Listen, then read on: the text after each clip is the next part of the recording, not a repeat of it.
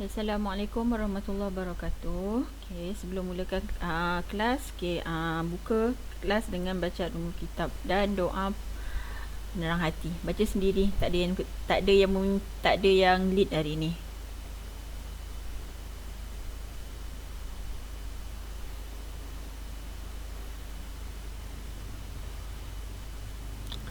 Okey, baiklah, untuk hari ini kita akan tengok bab 5 iaitu sebatian karbon. Okey. Untuk bab ni saya tengok ada 2 orang je yang hantar, Wahdini dengan Imran. So terima kasih. Yang tak mengantar tu cikgu pun tak tahulah apa nak buat. Cikgu tunggu naik sekolah je lah.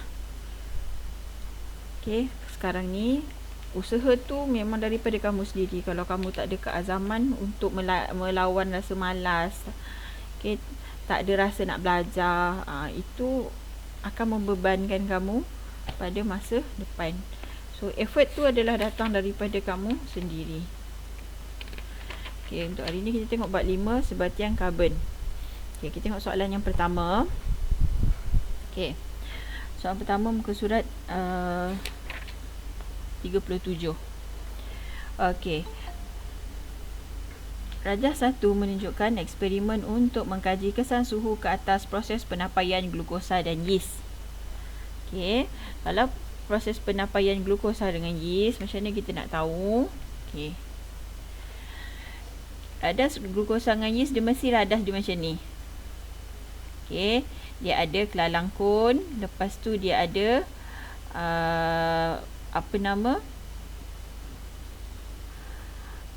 gelas,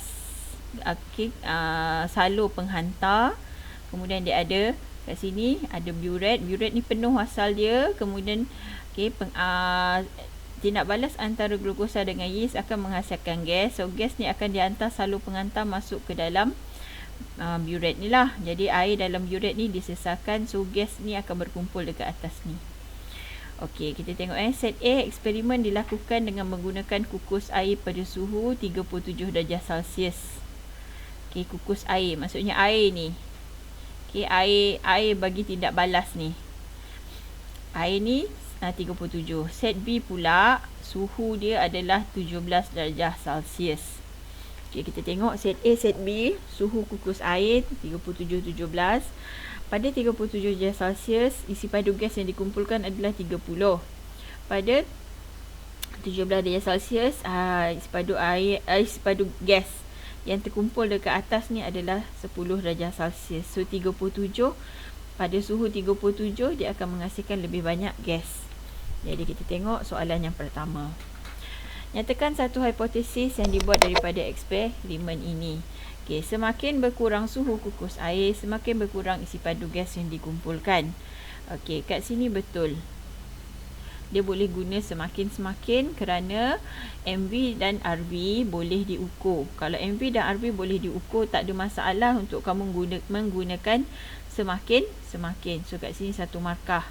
Okey, suhu kukus air berkurang, isi padu pun berkurang. Kamu juga boleh cakap semakin tinggi suhu kukus air, semakin bertambah isi padu gas yang dikumpulkan. Betul. Okey. Yang kedua, dia minta pun boleh ubah. Manipulasi. Ingat tolonglah gariskan kehendak soalan. Boleh ubah yang dimanipulasikan suhu kukus air. Betul. Pemboleh ubah yang bergerak balas, penapaian glukosa dan yeast. Okey, penapaian glukosa dengan yeast ni kadang-kadang dia boleh terima, kadang tak boleh terima. Dalam keadaan macam ni, avoid jawab penapaian glukosa dan yeast. Okey, kamu dah nampak dekat sini. Okey, dia ada jadual. Kamu dah tahu jadual ini adalah MV, kiri MV, kanan adalah RV. MV, RV.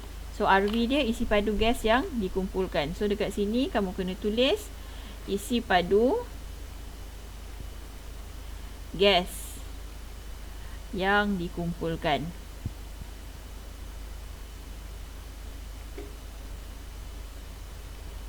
Okey. Ada soalan? Cikgu. Jelas Jelas. Alright. Satu soalan last sekali. Okey, soalan ni ini adalah soalan favorite lah. Kalau cikgu favorite suka soalan ni.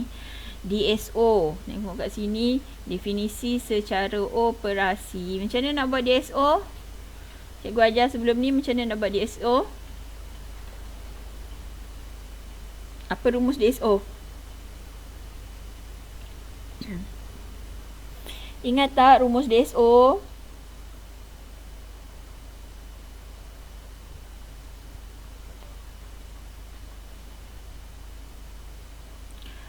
Okey, rumus DSO kan cikgu kata salin balik soalan ialah sesuatu yang menyebabkan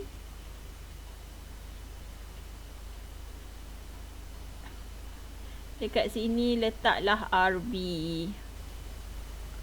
Okey, kalau kat sini untuk mengaku gas isi padu gas yang dikumpulkan, so salah.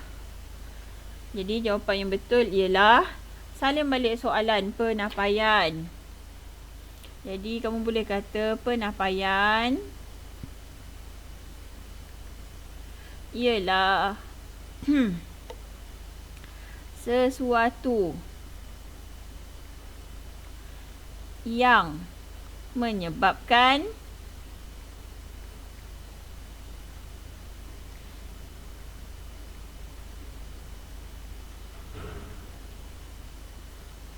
tengok RV dia. Tengok pada soalan apa RV dia. Isi padu gas terkumpul. Okey. Dekat sini gas yang dikumpul selepas 10 minit. Itu dia punya RV. Jadi penapaian ialah sesuatu yang menyebabkan terhasilnya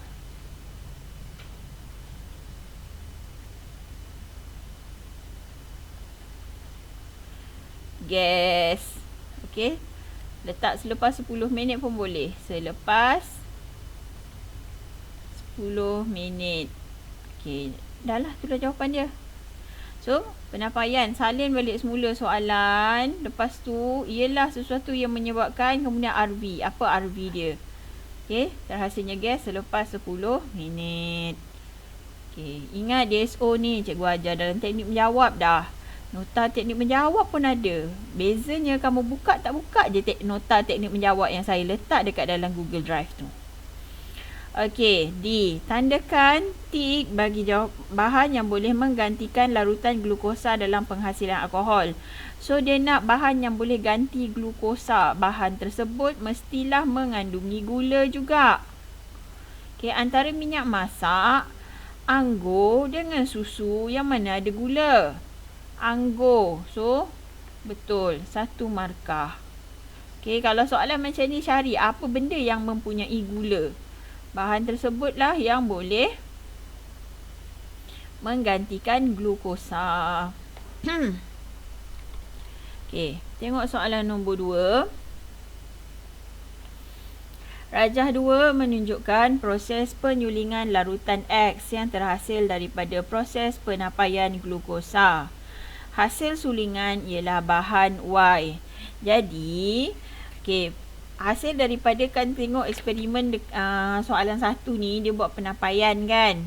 Okey, penapaian hasil proses penapaian tersebut dia masukkan dalam kelalang dasar bulat dan jalankan proses penyulingan.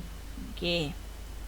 So, lepas dia sulingkan dapatlah bahan Y kat sini. Okey, ni bahan Y. Okey, tandakan tik bagi bahan yang boleh menggantikan larutan glukosa dalam proses penapaian. Ada lagi soalan ni, sama je. Sama je macam soalan yang D tadi tu. So, apa dia bahan? Pisang, butter ataupun daging? Yang mana satu boleh gantikan glukosa? Pisang. Pisang. So, kamu tanda kat pisang. So, kat sini salah. Okey. So, kan tandalah pada pisang. Okey. Kalau ada lebih daripada satu jawapan, letak pisang, kemudian dia letak pula kat situ anggur. Walaupun 1 markah, sebab ada 2, tandakan 2-2. Baru dapat 1 markah. Okey, apakah bahan Y hasil akhir proses penyulingan? Bahan Y ni, lepas disulingkan penapaian ni, kita nak dapatkan apa sebenarnya? Okay, hasil sulingan kat sini. Apa dia bahan ni? Larutan kapur ke? Jawapan kata larutan kapur. Setuju tak setuju? Tak. Okey, kalau kamu kata tak setuju larutan kapur, apakah bahan yang sepatutnya? Lepas penyulingan daripada penyulingan hasil penapaian, apa dia kita nak? Etanol. Yes, etanol. Kamu jawab etanol boleh, etanol tulen boleh, kamu jawab alkohol pun boleh, tak ada masalah. Okey. Jawab etanol boleh, jawab alkohol pun boleh. Mana-mana. Nak letak tulen boleh, tak letak tulen pun tak apa, tak ada masalah. Okey, berikan satu sifat fizik, sifat fizikal yang kita boleh nampak dengan mata, dan satu sifat kimia, sifat apabila bahan dia bertindak balas. Bagi produk akhir proses penyulingan di atas. Okey, produk akhir dia adalah etanol lah. Okey, produk akhir dia etanol. So, dia nak satu sifat fizik etanol dan juga satu sifat kimia bagi etanol. So, sifat fizik etanol tidak berwarna, betul. Sifat kimia berwarna pula, salah lah. Okey, selain tu sifat fizik kamu boleh jawab etanol adalah cecair pada suhu bilik. Okey, seterusnya, okey, larut dalam air dan juga pelarut organik. Kat sini 2 markah saja cikgu prepare lebih. Okey, ciri-ciri lain ada dalam buku. Okey, kena ingatlah ciri-ciri etanol ni. Okey, sifat kimia etanol adalah sifat apabila etanol ni dia bertindak balas. Dia ada chemical reaction, ada tindak balas kimia dengan bahan lain, barulah dikenali sebagai sifat kimia. Okey, pertama sifat kimia kamu boleh kata terbakar di udara menghasilkan nyalaan biru. Okey, dia boleh terbakar dekat udara menghasilkan nyalaan biru tanpa jelaga. Kedua, bertindak balas dengan asid organik bagi menghasilkan ester. Okey, bertindak balas dengan asid organik bagi menghasilkan ester. Okey, ni jawapan dia. So, kalau tanya berkenaan sifat fizik, sifat kimia, sifat fizik tu inilah. Okey, sifat fizik sifat yang kita boleh nampak dengan mata. Sifat kimia bila dia bertindak balas dengan sesuatu bahan. Okey. Apakah kesan pengambilan bahan Y secara berlebihan kepada kesihatan manusia? Sebab tu penting untuk kita gariskan soalan. Kesan pengambilan bahan Y secara berlebihan kepada kesihatan manusia. Mesti berkaitan dengan kesihatan. So, Y ni tadi adalah etanol ataupun alkohol. So, ketagihan. Betul ke? Salah. Okey, kita tak boleh letak ketagihan. Okey? Sebab dia pada berkaitan dengan kesihatan. Mesti berkaitan dengan tubuh badan manusia. Apa kesan negatif etanol terhadap kesihatan manusia? Kesihatan. Sakit perut, spesifik. Ulcer boleh menyebabkan ulcer. Kamu tulis layat. Okey, boleh menyebabkan ulcer.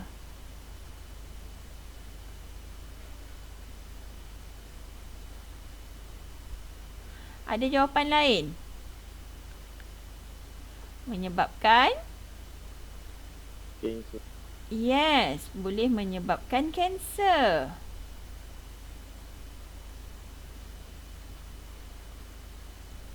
Lagi, boleh menyebabkan sirosis hati. Okey, mana-mana kamu boleh jawab. Kamu kata ulcer, boleh menyebabkan ulcer, boleh kesihatan manusia lah tu. Boleh menyebabkan kanser, betul. Boleh menyebabkan sirosis hati pun, betul. Dia yang kata kunci dia adalah diambil secara berlebihan kepada kesihatan manusia. Okey. Bahan Y juga mempunyai fungsi yang penting dalam pelbagai industri. So, etanol ni tadi ada fungsi juga dalam industri.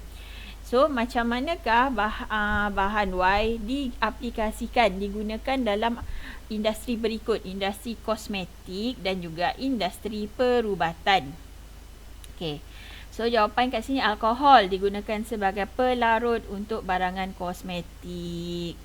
Dia kata pelarut untuk barangan kosmetik dah dapat 1 markah. Okey. Kedua, dalam industri perubatan digunakan sebagai antiseptik untuk membunuh mikroorganisma. Betul. Antiseptik. Macam sekarang lah, kita bersihkan tangan kita dengan menggunakan alkohol. So, itu dikenali sebagai antiseptik. Okey. Boleh juga, dia ada 2 jawapan kat sini. Selain digunakan sebagai pelarut bagi ubat. Okey. Pelarut ubat. So, ada 2 markah. Ada 2 jawapan. Okey. Bila macam ni, tolong elakkan jawab 2 jawapan. Kalaulah jawapan yang satu kamu ni betul, jawapan yang kedua kamu ni salah, kamu tak akan dapat 1 markah, tapi kamu akan dapat 0 markah. Dia akan apply WCR. Wrong cancel right. Jawapan yang salah akan membatalkan jawapan yang betul. So kalau boleh kat sini, kalau kamu nak kata gunakan sebagai antiseptik untuk membunuh mikroorganisma, dah sampai situ je. Yang ni tak payah lagi dah. Kalau nak kata pelarut pelbagai jenis ubat, kat situ je. Jangan sampai buat dua-dua. Kalau kamu buat dua-dua betul, tak ada masalah. Tapi kalau kamu buat dua-dua, satu salah, satu betul, 0 markah. So elakkan kat situ. So kat sini dah boleh dapat 2 markah. Okey. Boleh? Boleh go. Ego. Ya, saya. Ulcer tu apa ego?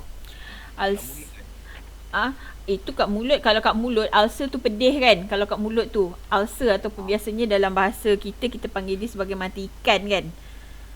Okey, ulcer dekat dalam perut adalah apabila bahagian lapisan dalam perut kita ni terhakis dan menyebabkan seolah-olah luka. Perut kita tu luka, dia pedih. Sebab dalam perut kita kan ada asid, betul? Kita ada asid dalam perut kan. So asid ni bila dicampur dengan minuman alkohol yang banyak, so rembesan asid tu dia makin lama dia makin banyak. Jadi bila banyak, lama-lama dia boleh menghakis lapisan dalam perut. Itu yang boleh menyebabkan ulcer perut. So ulcer perut dia pedih, keadaan dia sangat pedih. Siapa orang yang gastrik, kalau gastrik dia teruk sangat, gastritis dia teruk sangat, boleh sampai jadi ulcer. Tu dia ulcer. Okey, boleh? Boleh. Alright, next kita tengok soalan nombor 3.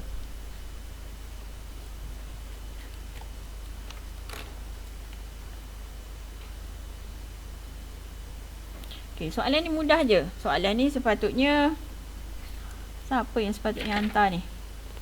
Ilham. Ilham masuk tak kelas-kelas lain ni? Ke wallahualam Ilham ni? Tak tahu.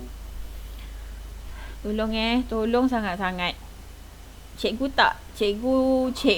kalau kamu tak faham, kamu tak reti, cikgu boleh ajar. Tapi kalau kamu malas masuk kelas, cikgu tak boleh nak buat apa dah.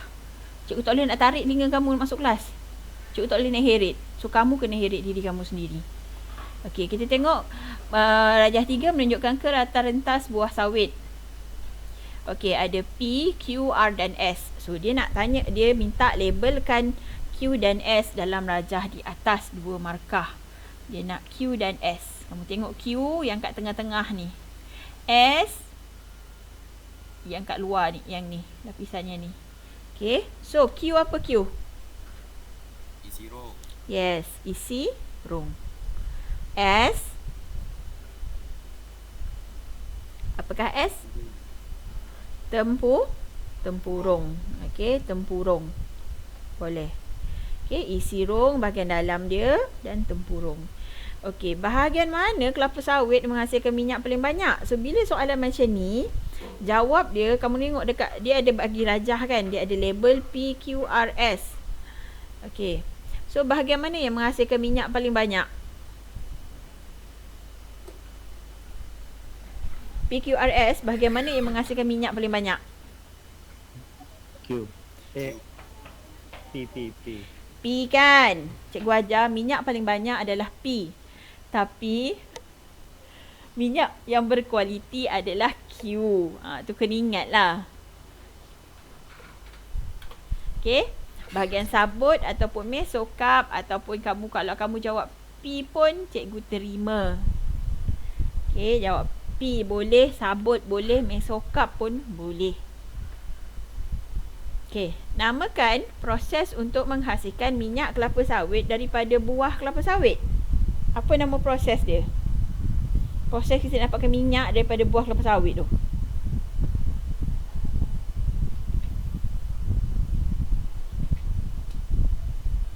Apa nama proses dia?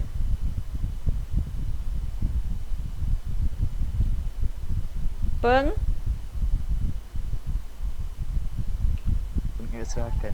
Okey, pengekstrakan. Okey.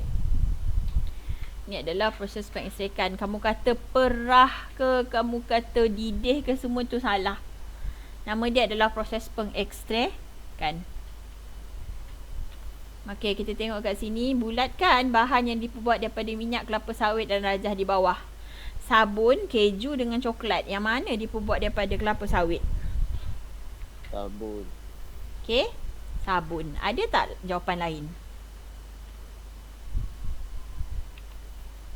Coklat salah ya, Coklat betul. Dia kena jawab dua-dua, sabun dan coklat.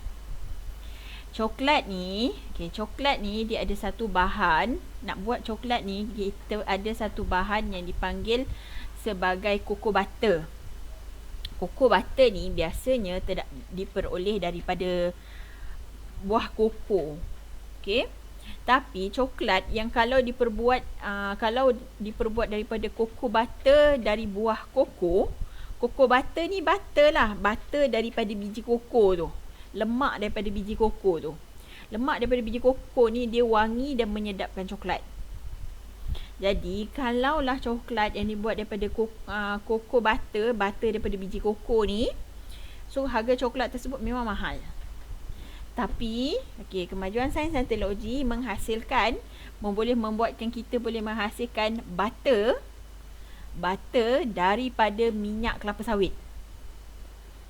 So, butter daripada minyak kelapa sawit tu kita gunakan untuk buat coklat. Tu pun boleh. So, kalau tanya sabun dengan coklat. Sebab coklat kan dia ada minyak-minyak, lemak-lemak dia kan. So lemak dia tu boleh dibuat daripada kelapa sawit. Okay, kita panggil dia sebagai cocoa butter replacer ataupun pengganti cocoa butter. Cocoa butter replacer ataupun cocoa butter equivalent. Okay, jawab dua-dua. Alright. Baru dapat satu markah. Okay. E. Pengambilan minyak sawit menjadi satu kebiasaan di kalangan rakyat Malaysia. Pada pendapat anda, wajarkah ia menjadi diet pemakanan setiap individu? Berikan alasan anda. Tengok dekat sini, dia dah ada dua markah. Bila dua markah, kamu tengok kat sini, pada pendapat anda, wajarkah ia menjadi diet pemakanan? So, markah pertama bila kamu jawab wajar ataupun tak wajar. Markah kedua, kalau kamu bagi alasan. Biasanya, untuk soalan wajarkan ni, kalau kamu nyatakan wajar ke, tak wajar ke, setuju, tak setuju, kamu dapat dah satu markah. Okay? Dapat dah satu markah. Dan soalan macam ni, biasanya dia ada dua jawapan. Yang penting adalah alasan kamu. Kamu boleh kata wajar, dapat satu markah. Alasan, satu markah. Okay, kamu tengok, kalau kamu kata wajar. Wajar kerana minyak sawit mengandungi pelbagai khasiat untuk kesihatan kita seperti vitamin A dan E. So, wajar, satu markah. Alasan dia sebab minyak sawit ada pelbagai khasiat. So, sebab tu kita perlu ambil minyak sawit. Dapat dua markah kat situ. Kalau kamu kata tak wajar, pun boleh juga. Yang penting alasan kamu kena kukuh. Tidak wajar. Dapat satu markah. Kerana pengambilan lemak yang berlebihan akan memudaratkan kesihatan. Betul kat situ. Okay. Saya tak boleh nak terima kalau pelajar jawab tidak wajar kerana minyak kelapa sawit mengandungi kolesterol. Salah. Minyak tumbuhan tidak mengandungi kolesterol. Okay, minyak tumbuhan tidak mengandungi kolesterol. Jadi kamu boleh kata, kamu tak boleh jawab tidak wajar kerana minyak kelapa sawit mempunyai kolesterol. Okay, tak boleh. Okey. Tapi kamu kata pengambilan lemak yang berlebihan boleh memudaratkan kesihatan. So, boleh kat sini? Ingat Boleh. Betul. soalan wajar Boleh, tak boleh. wajar ni, soalan wajar dan wajar tak wajar ni paling penting adalah kamu nyatakan dia. Kamu kata dia wajar ke tak? Kamu nyatakan wajar tak wajar tu dah satu batu markah. Lepas tu kamu tengok pada diri kamu yang mana kamu rasa senang untuk kamu bagi hujah. So letaklah hujah kamu, dapatlah 2 markah. Simple je sebenarnya. Okay, ini adalah aplikasi daripada soalan PT3 sebenarnya ni. Next, kita tengok dekat sini. Soalan nombor 4. Carta palang dan rajah 4 menunjukkan peratusan lemak tepu dalam 4 jenis lemak ataupun minyak. So, dia ada 4 jenis minyak ataupun lemak. Dia ada P. Okay. P, Q, R dan S. Dia ada 4 sampel. Dia tunjukkan peratusan lemak tepu. Kita tengok P tu lebih 70% lemak tepu dia. Q dia dalam 35% lemak tepu dia. R 40%. S lebih kurang dalam 13% dia punya kandungan minyak tepu. Okey, so soalan dia. Antara lemak di atas, yang manakah lemak haiwan? Yang manakah lemak haiwan? Dia nak lemak haiwan. Yang mana satu? Lepas tu berikan alasan anda. So 2 markah. 1 markah kalau kamu nyatakan. 1 markah lagi kamu bagi alasan. So kamu nyatakan. Tulislah P, Q, R ataupun S. So jawapan kamu P, Q, R ke S? P. Okey, P. Kenapa kamu kata P? Apa alasan kamu? Kerana peratusan lemak tepunya tinggi. Yes, good. P kerana peratusan lemak tepu paling tinggi. Kamu bagi tahu P 1 markah, kamu bagi alasan 1 markah. Dapat 2 markah. Tolonglah, sains ni senang sangat nak skor markah. Yang penting, tolong gariskan kata kunci soalan. Okay, saya memang ada pelajar yang memang suka gariskan kata kunci soalan. Alhamdulillah lah, tahun lepas dapat A+ dia dalam sains. Happy tak happy dapat A+ tu senang nak sambung belajar bidang yang dia minat. Okey. Next, kita tengok B berikan 2 ciri lemak S. Okey. Sebelum tu kita nak tengok S ni. Lemak tepu rendah. So, kamu rasa S ni lemak daripada tumbuhan ke haiwan? Tumbuhan. Okey, so dia lemak daripada tumbuhan. Okey, sebab dia kandungan lemak tepu dia rendah kan? So, jadi apa yang kamu boleh buat kata kat sini? 2 ciri. Pertama, kamu boleh kata dia berasal dari tumbuhan. Okey. Kedua, sebab lemak tepu dia rendah, maka dalam suhu bilik dia adalah dalam keadaan cecair. Sebab kebanyakan lemak tumbuhan adalah cecair dalam suhu bilik. Lemak dalam keadaan cecair, kita panggil minyak lah. Okay. So, kamu boleh kata berada dalam keadaan cecair pada suhu bilik. Dapatlah 2 markah. Senang sangat. So, apa-apa sahaja ciri lemak tumbuhan, saya terima. Alright? Boleh faham? Boleh. Kalau lemak haiwan dia dalam bentuk pepejal kan tu. Ya, lemak haiwan dalam bentuk pepejal pada suhu bilik. Paling mudah lah kalau kamu sembelih lembu ke, ataupun kalau kamu buat sup lembu, sup daging kan. Sup daging kalau dia panas, minyak sup tu kan terapung di atas permukaan sup tu kan. Cuba kamu biarkan kamu punya sup tu sejuk, kamu akan tengok minyak tu tadi dia akan bertukar jadi warna putih dan jadi lemak.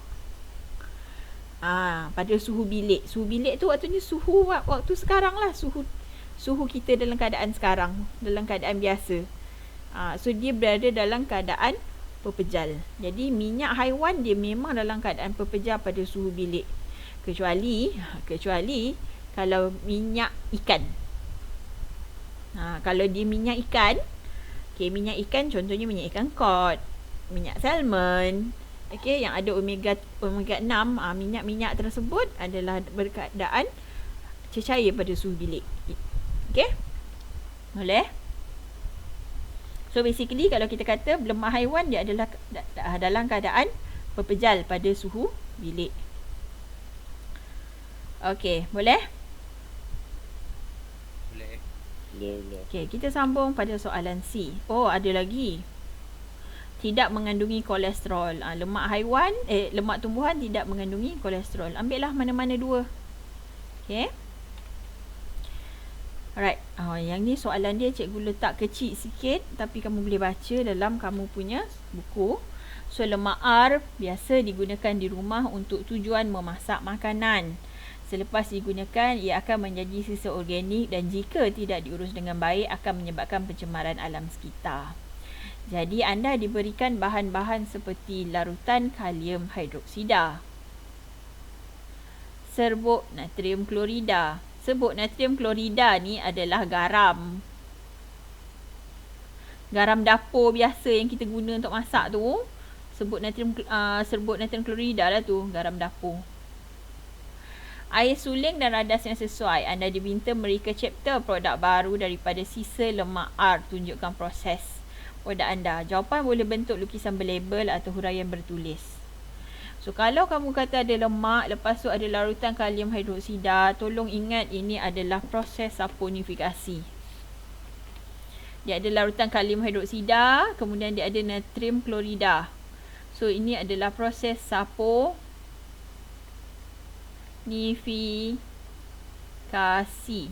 Proses ini adalah untuk hasilkan sabun.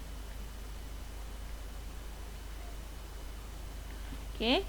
Nampak je larutan kalium hidroksida, natrium klorida, lepas tu ada lemak. Memang proses saponifikasi untuk menghasilkan sabun. Jawapan boleh dalam bentuk berlabel atau huraian bertulis. Kalau kamu nak lukis, jawapan boleh tapi kena label. Okay, lukisan kena label dan lukisan tu kena mengikut turutan. Ataupun kamu nak buat dalam bentuk ayat pun boleh. So, contoh cikgu buat dalam bentuk ayat lah. Okay, lemak R dicampurkan dengan larutan kalium hidroksida. Kedua, campuran dipanaskan. Okey. Ni 4 markah tau. 4 Sekejap, berapa markah? 3 tak silap aku. Oh, 3 markah. Okey, serbuk garam dan air suling ditambah untuk mengurangkan keterlarutan sabun. Kemudian sabun akan terapung lepas tambah serbuk garam. Okey. Lepas tambah serbuk garam dengan air suling, sabun terapung. Lepas sabun terapung, turas. Okey, sabun menggunakan kertas turas. Okey, so ini jawapan dia. Okey, untuk buat proses ni kamu boleh rujuk adalah proses saponifikasi lah. Kalau nak tengok rajah dia pun rajah proses saponifikasi. Kalau kamu boleh Google pun kamu boleh Google proses saponifikasi. Kamu akan nampak dia punya rajah dia macam mana. Okey. Next. Dia minta nyatakan 4 perbezaan. Ini adalah soalan esei. Kita dah masuk soalan esei. Nyatakan 4 perbezaan antara sebatian organik dan sebatian tak organik. Bila dia minta perbezaan macam ni, kamu kena bagi ciri dia. Okey, ciri yang sepadan. Okey. Kita tengok sebatian organik. Pertama, kita nak bezakan daripada aspek asal dia. Aspek dia lah asal. Saya memang suka kalau buat perbezaan ni, tolong buat dalam bentuk jadual. Okay, tolong buat dalam bentuk jadual. Okay, dia ada 3 kolom. Kolom pertama, kamu buatlah sebatian organik. Kolom kedua, mesti aspek. Kolom ketiga, sebatian tak organik. Kat tengah-tengah ni aspek. Aspek ni maksudnya kita nak bandingkan daripada sudut apa, ciri apa. Okay, pertama kita tengok bandingkan ciri asal. Sebatian organik berasal daripada benda hidup. Sebatian tak organik berasal daripada benda bukan hidup. Aspek kedua adalah saiz molekul. Sebatian organik besar, sebatian tak organik saiz molekul dia kecil. Okey. Takat lebur, takat didih sebatian organik dia rendah, tak organik takat lebur, takat didih dia tinggi. Keterlarutan, sebatian organik larut dalam pelarut organik, sebatian tak organik larut dalam pelarut tak organik. Okey. Benda ni bila kamu buat dalam bentuk jadual, dia jadi lebih tersusun dan kamu lebih berpandu. Berbanding kalau kamu buat dalam bentuk ayat, leceh. Kamu akan buat sebatian organik berasal daripada benda hidup, manakala sebatian tak organik berasal daripada benda bukan hidup. Baru dapat satu markah. Okey, saiz molekul sebatian organik besar, manakala saiz molekul sebatian tak organik kecil. So, benda ni akan menyebabkan satu saya rasa macam panjang sangat. So, buatlah dalam bentuk jadual. Okey, yang penting aspek ni. Okey, ciri yang kita bezakan ni tolong tulis sebagai panduan supaya kamu tak melalut. Okey. Ada soalan? Tak ada. Okey. Next, kita tengok kat sini. Okey. Soalan membina konsep. Soalan ni biasanya saya akan ajar, kebanyakan pelajar saya akan ajar dulu soalan membina konsep ni. Tapi batch kamu ni cikgu tak tahu kenapa cikgu tak ajar kamu membina konsep dulu. Sebab soalan ni agak famous. Okey. Untuk soalan membina konsep, okey, cikgu akan bagi tips sikit lah untuk menjawab. Okey, tengok Rajah di bawah menunjukkan berapa jenis sebatian organik yang dikaji oleh seorang murid. So, sebatian organik adalah glukosa, protein, etanol, arang batu dan minyak sawit. Okey, dengan mengkaji Rajah di bawah, bina konsep sebatian organik dengan menggunakan maklumat dan pengetahuan anda. Okey, kalau nak buat soalan membina konsep ni, biasanya kan dia ada bagi panduan. Kali ni dia tak bagi panduan. So, kalau tak bagi panduan, benda yang kena ada, pertama, dia ada 6 markah kan? Okay, 2 ciri sepunya ni 2 markah. 2 ciri sepunya. Ciri sepunya maksudnya ciri yang sama antara protein, glukosa, minyak sawit, arang batu, etanol. Paling mudah nak kata, apakah ciri sebatian organik? Okay, pertama, 2 ciri sepunya. Kedua, apakah satu contoh lain bagi sebatian organik?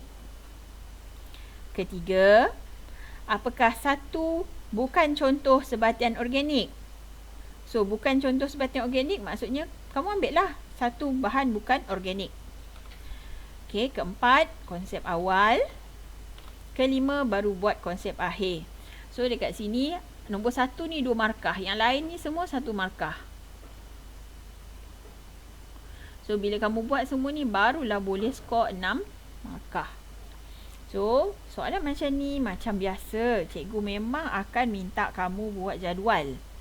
Okay, sebab esei sains ni, esei sains equal to jadual lah, senang kata. Okay, kena ada jadual. Baru senang sikit kamu nak nampak. Pertama, dia minta 2 ciri sepunya. Apakah 2 ciri sepunya? Okay, berasal daripada benda hidup, mempunyai molekul bersaiz besar. Ini adalah ciri bagi sebatian organik. Kedua tadi cikgu kata nak satu contoh lain. Apa contoh lain bagi sebatian organik? Bolehlah bagi petroleum ke, asid lemak ataupun lemak haiwan ke, getah asli ke, contoh selain daripada contoh yang dah diberikan dalam rajah. Kemudian satu bukan contoh. Kalau soalan ni adalah sebatian organik, so kamu bagi contoh adalah sebatian lain yang berlawanan sifat dengan sebatian organik. So dia adalah sebatian tak organik. Sebatian karbon tak organik seperti karbon dioksida, kalsium karbonat. Okey, kloroform tak bukan.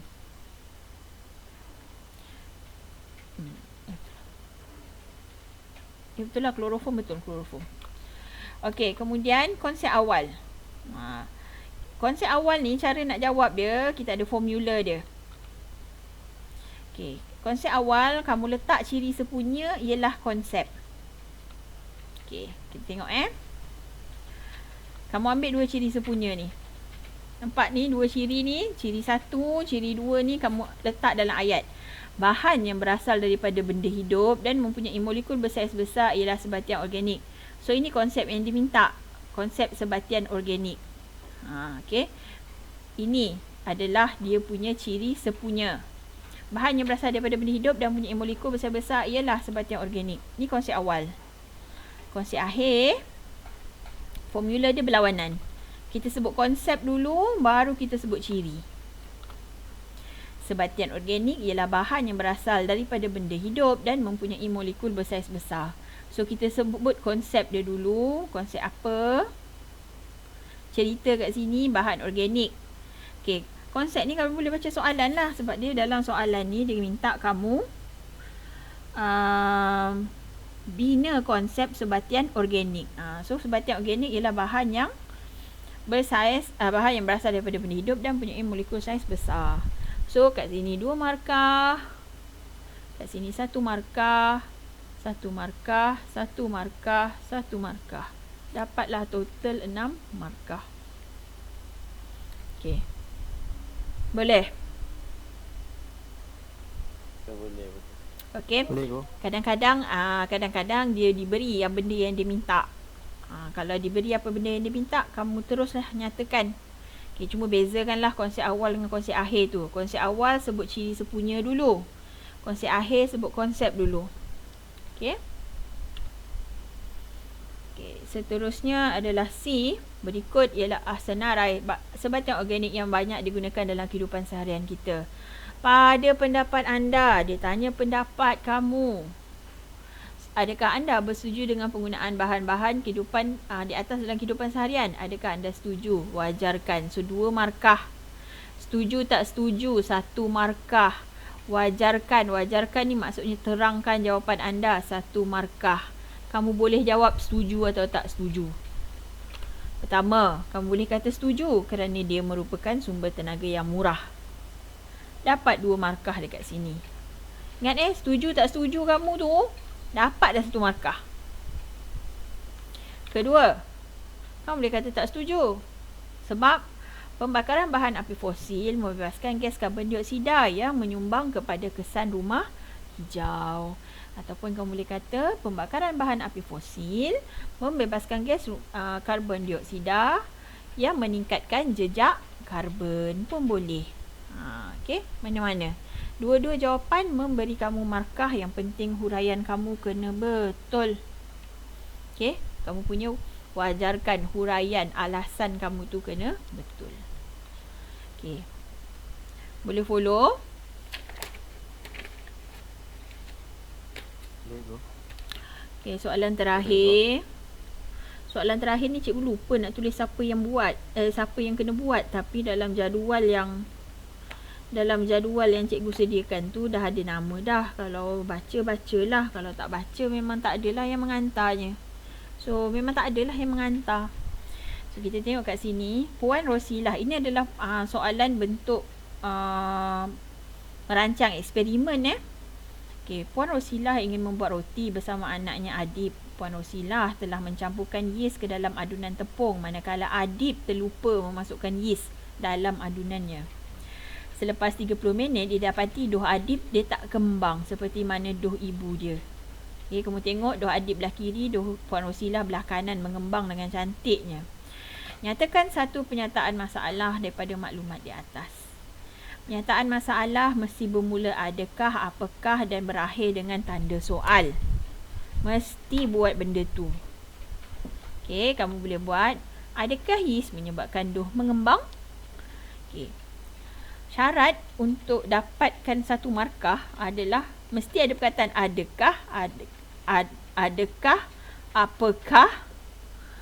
Okey, lepas tu ada tanda soal. Kamu tak ada tanda soal, kamu dah rugi 1 markah walaupun ayat kamu betul. Tak ada tanda soal, tak dapat markah. Dah rugi dekat situ. Jangan malas tulis tanda soal. So, kena tulis tanda soal sebab pernyataan masalah perlu ada tanda soal. Okey.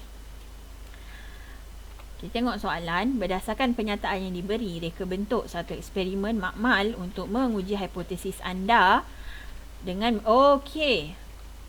Sepatutnya ada soalan hipotesis. Cikgu skip dulu hipotesis. Kita proceed soalan seterusnya. Okey. Kita tak tahu hipotesis lagi ni. Untuk menguji hipotesis anda dengan menggunakan larutan glukosa, yeast, air suling, air kapur, kelalangkun, tabung uji, salur pengantar, penyumbat getah dan bika 250 ml. Okey. So, ingat Cikgu Remy kata 2 atau 3 bahan pertama ni adalah dia punya pemboleh ubah. Okey, kat sini yeast air suling ni adalah dia punya MV. Okey. Alright. Kemudian tujuan, kenapa sih boleh ubah, prosedur dan kaedah. Siapa-siapa yang ikut kelas, yang ikut teknik menjawab Cikgu Raimi, langkah pertama dia kata buat prosedur dulu. Okey, langkah pertama buat prosedur dulu. So, kamu rangka kamu punya jawapan. Okey, rangka mengikut apa macam mana cikgu ajar lah. Buatlah, gariskan, buat jadual macam tu. Okey. Tinggalkan mana yang tak ada jawapan dulu. Alright, terus skip pada prosedur dan kaedah. Untuk prosedur dan kaedah ada rumus nak buat dia. Dan rumus ni rumus daripada Cikgu Remy. Cikgu memang ambil daripada Cikgu Raimi. Dia kata rumus ni memang invincible. Memang terpakai untuk semua eksperimen. Buat 5 ayat ni je. 5 ayat ni je. Tak payah panjang-panjang. 5 ayat ni sahaja. Pertama, susun bahan dan radah seperti rajah di atas. Kedua, gunakan, masukkan atau letakkan pemboleh ubah 1, MV1. Masukkan MV1 ke dalam apa? Gunakan MV1. Cerita pasal MV1 dulu. Ketiga, ukur pemboleh ubah menggunakan alat pengukur. Tengoklah kalau dia bagi pembaris ke, termometer ke. Okey, kat sini dia tak ada pembaris, tak ada termometer. So, bila tak ada alat untuk ukur, kita gunakan perhatikan.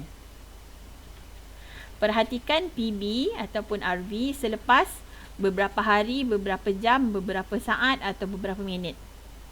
Langkah keempat, ulang eksperimen dengan menggunakan PM2 ataupun MV kedua. Okey, rekodkan pemboleh ubah dalam jadual. Tolong, 5 ayat ni je.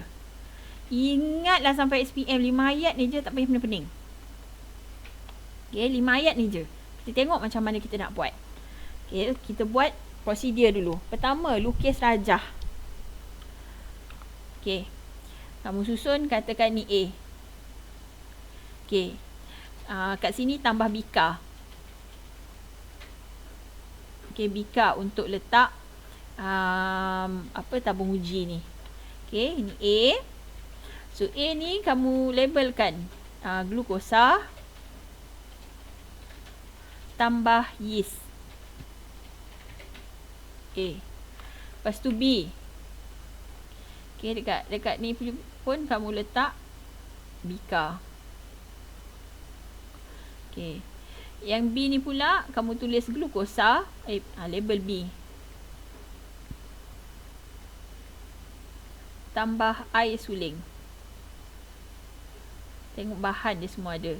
Okay, getah penyumbat, salur penghantar semua ada kat sini. Okey, gunakan semua radas yang diberikan. Okey. Sebanyak mana pemboleh ubah yang kamu ada, sebanyak itu juga rajah kamu kena buat. Kat sini ada 2 je, sebanyak mana MV kamu ada. So kat sini ada 2 MV sahaja. So kamu kena 2 rajah. Okey, kita guna ayat yang pertama, masukkan MV1 kan. Ni ayat pertama, susun bahan dan radas seperti rajah di atas. Okey, cikgu type ni bolehlah guna ringkasan, kamu tolong guna ayat penuh. Yang kedua, masukkan yeast ke dalam kelalangkun A yang mengandungi larutan glukosa. So yeast ini adalah kamu punya MV1 ataupun pemboleh ubah yang pertama. Pemboleh ubah dimanipulasikan yang pertama, manipulasi 1. Okey, lepas tu dia kata perhatikan kan? Perhatikan perubahan warna air kapur selepas 20 minit.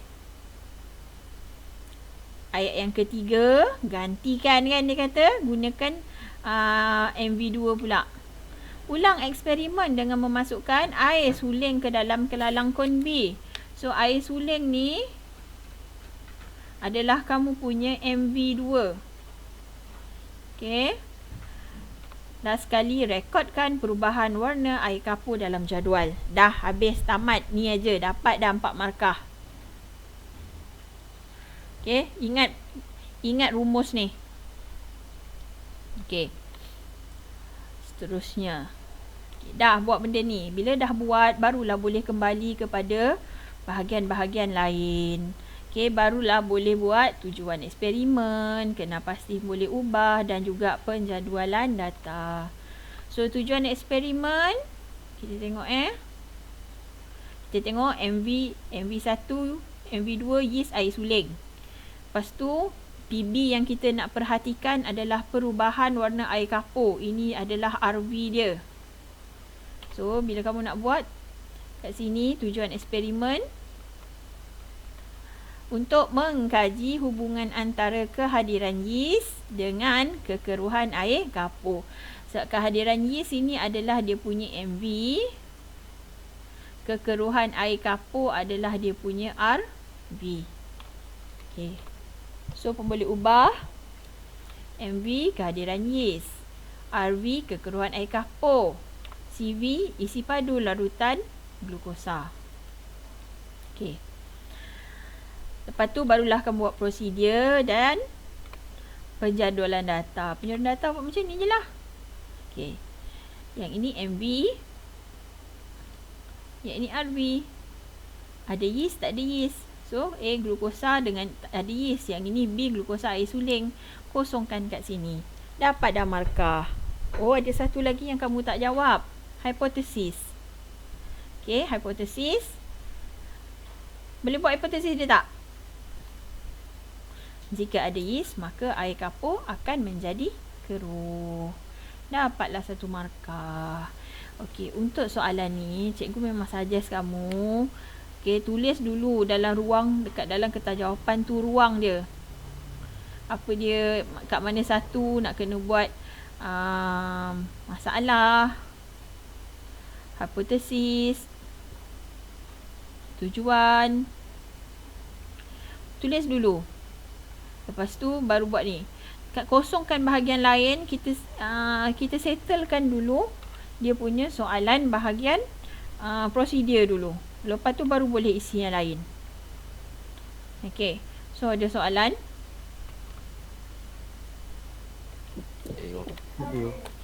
Alright. So kalau tak ada, itu sahaja untuk hari ini.